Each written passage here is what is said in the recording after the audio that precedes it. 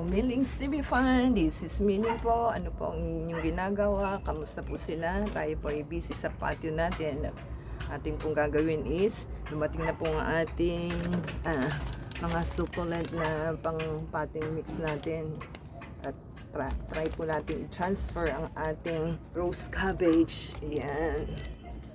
At ating pong lagyan para po mabuhay na siya. Mukhang kukulangin ng ating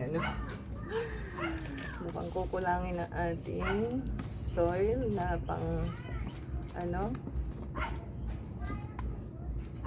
yan, tayin lang po natin. Yan, parang hirap niyang ibaon dahil nasa sabungad lang po siya. Yan po ang ating isushoot sa ating sa ating malaki pa ba to o maliit pa rin. Yan, hindi po natin ma-shoot sa ating ganyan lang naman po at ating po siyang isisiksik sa ating soil. Dahil parang nasa ibabaw lang siya, bubungad lang po.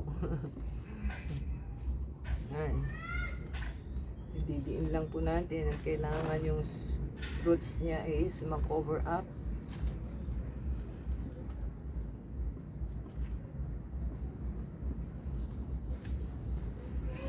Yan. Ang hirap niyang i-shoot.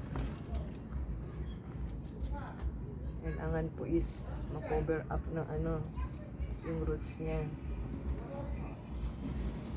Ayun lang po natin. Ay, mahirap po kasi yung ating halaman at nasa shallow lang siya. So, hindi po natin alam kung nakabaon na ba yung roots niya. So, yan na po ang ating rose cabbage na naripat po natin. Okay na yung kanyang na soil na pang succulent po. So, happy na po tayo dito. Sana po mabuhay siya. Po ating repotting. Kung nagustuhan po nila, give us a thumbs up, comment down below po. At hindi po natin alam kung magiging okay na siya. So, hintayin lang po natin. At ating pong i-check. So, kindly support us sa Facebook, Twitter, TikTok, and Instagram. Until next time po, at mas maganda po tayong rose cabbage na ating nabili. At yan po ang ating repotting uli kasi hindi pa po siya sa succulent potting soil. So, paki-watch po ating video from beginning to end and skip po yung ating